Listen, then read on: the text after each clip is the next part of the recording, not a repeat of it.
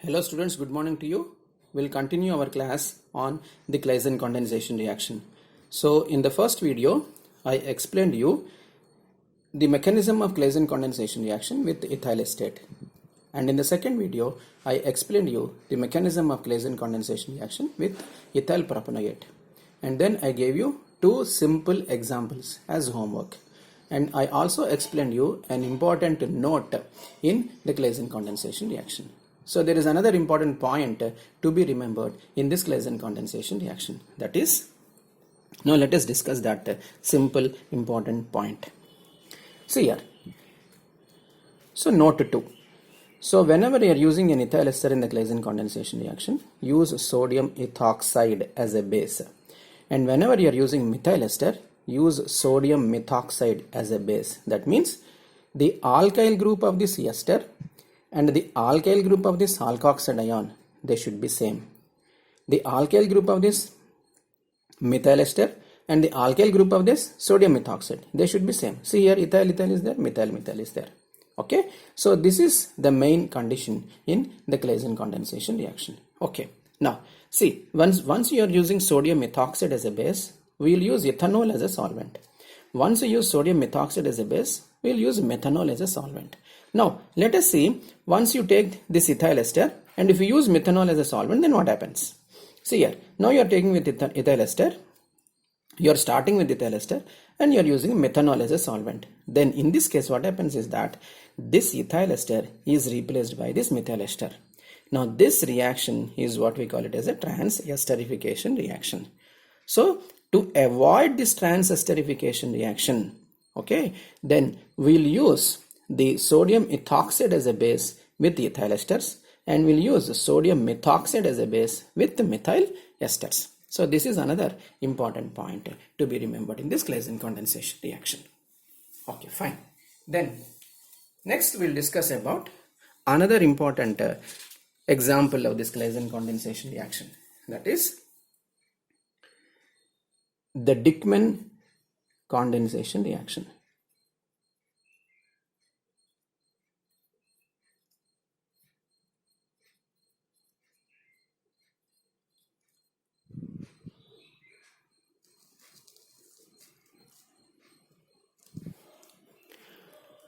Dieckmann condensation reaction.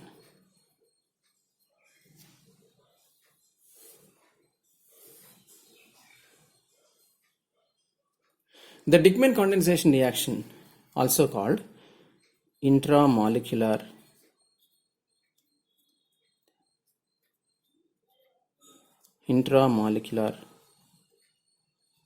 Claisen condensation reaction.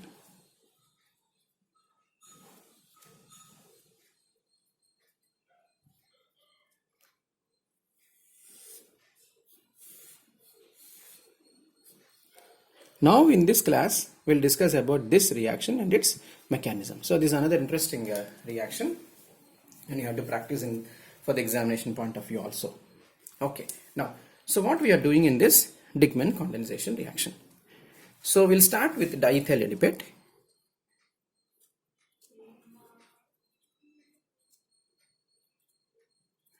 Diethyl adipate on heating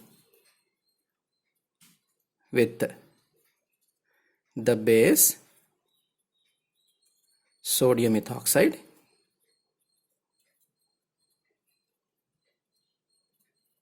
within brackets you take C2H5O minus Na plus, okay, comma, followed by hydrolysis,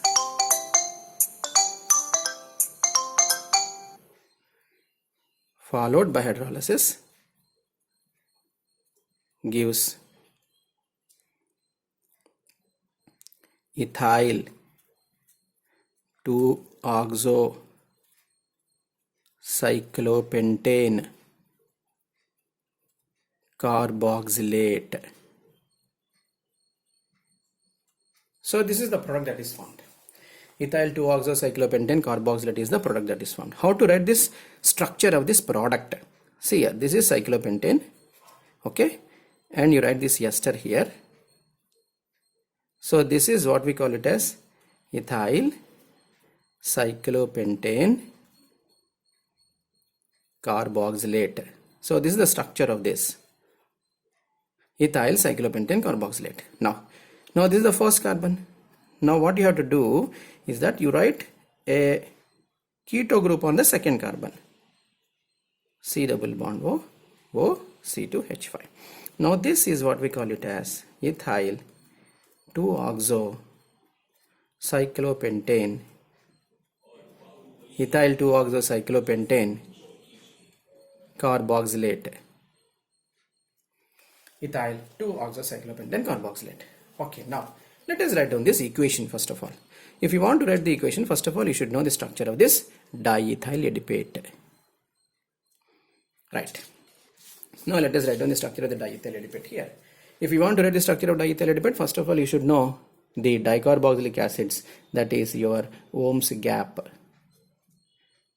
Just refer your basic fundamental IUPAC names, then you know this Ohm's gap. So this is oxalic acid, this is malonic acid, this is succinic acid, glutaric acid, and then this is adipic acid. We are interested in this adipic acid. Okay, so in this adipic acid, then what happens is you will have 4 CH2 groups in between 2 carboxylic acids. So this is the structure of your adipic acid. Fine. Now if you want to write the diethyl adipate structure, you write the corresponding ethyl ester derivative. That's it. So therefore here this is the structure of your diethyl adipate. So this is the structure of your diethyl adipate. Right? This is diethyl adipate. Now this diethyl adipate is now heated, number 1, with sodium ethoxide, and number 2 followed by hydrolysis. Then the product is ethyl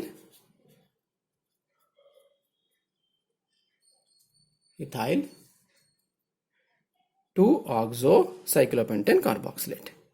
Ethyl 2-oxo cyclopentane carboxylate.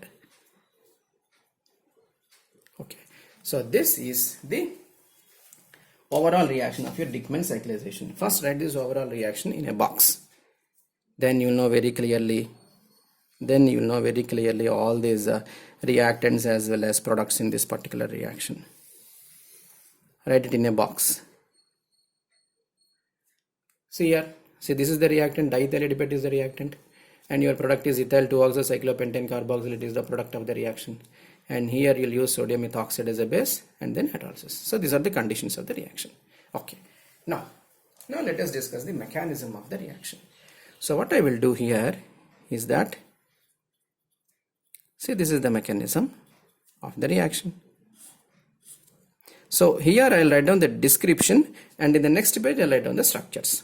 Okay, first one, the base abstracts alpha hydrogen from the ester to form a carbanion. Now let us write down this structure for this step. See here, this is your C double bond O C2H5.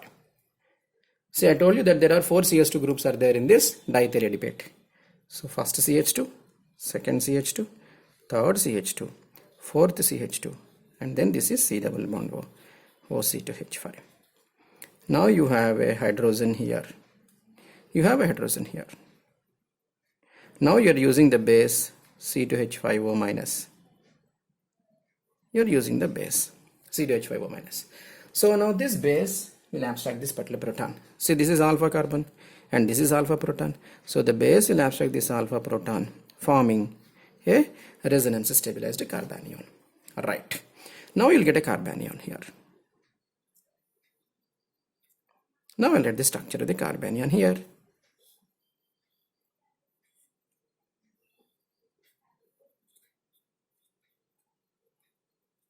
See, this is the carbanion. Okay, so the first step is over. So see here, the base abstracts alpha hydrogen from the ester to form a carbanion. So this is over. The first step is over. Then in the next step, then second one, the carbanion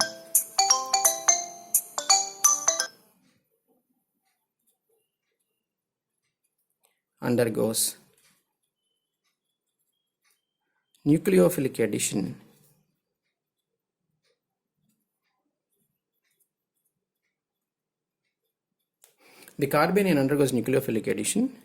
with the ester on the other end of the chain.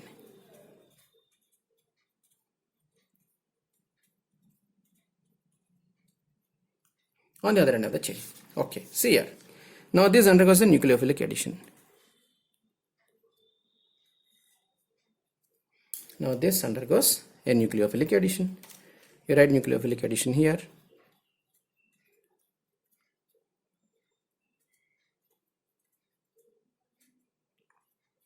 Okay, so therefore, and you know that in this carbonyl group, oxygen is more electronegative as usual. Pi electrons are shifted towards oxygen, and this carbanion donates electrons to this deficient carbon. So now you will find a bond between this carbon and this carbon. Now I'll write down this product here. So once you polarize electrons towards oxygen, oxygen gets a negative charge. This is O minus. This is OC2H5. C1, see first CS2, second CS2, third CH2. This is the fourth CH2, and here you have C double bond O, OC2H5. OC2H5. Okay. Now you will find a new carbon-carbon bond here. See, this is the new carbon-carbon bond that is formed, right? And then see the next step. In the third step again. Third step. Elimination of ethoxide ion. Elimination of ethoxide ion gives beta keto ester. Beta keto ester. Okay. Now this undergoes an elimination reaction. Now this undergoes an elimination reaction.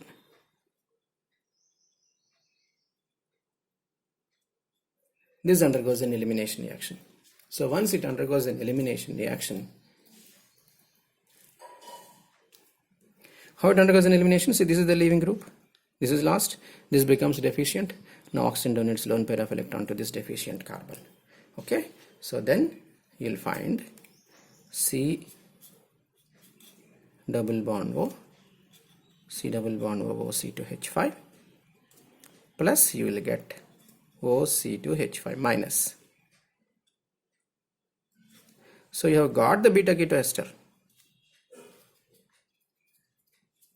but this beta keto ester is formed in a very low yield.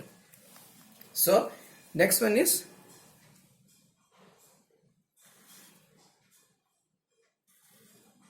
okay. See the fourth step. Next one.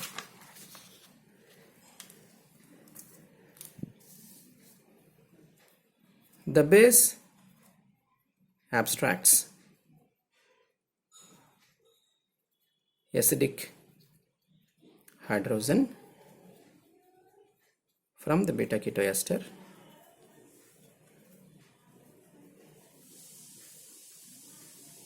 forming a resonance stabilized carbanion. Another important resonance stabilized carbanion. Okay, fine.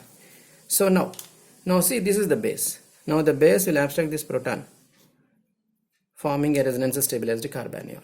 See here, see, this is the structure of the resonance stabilized carbanion.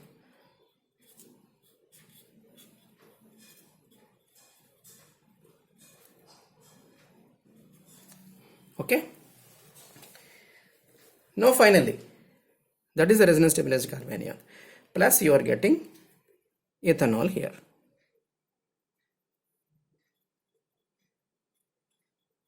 Okay, finally hydrolysis. For the hydrolysis, you will use H3O plus. Now the next one is hydrolysis of the anion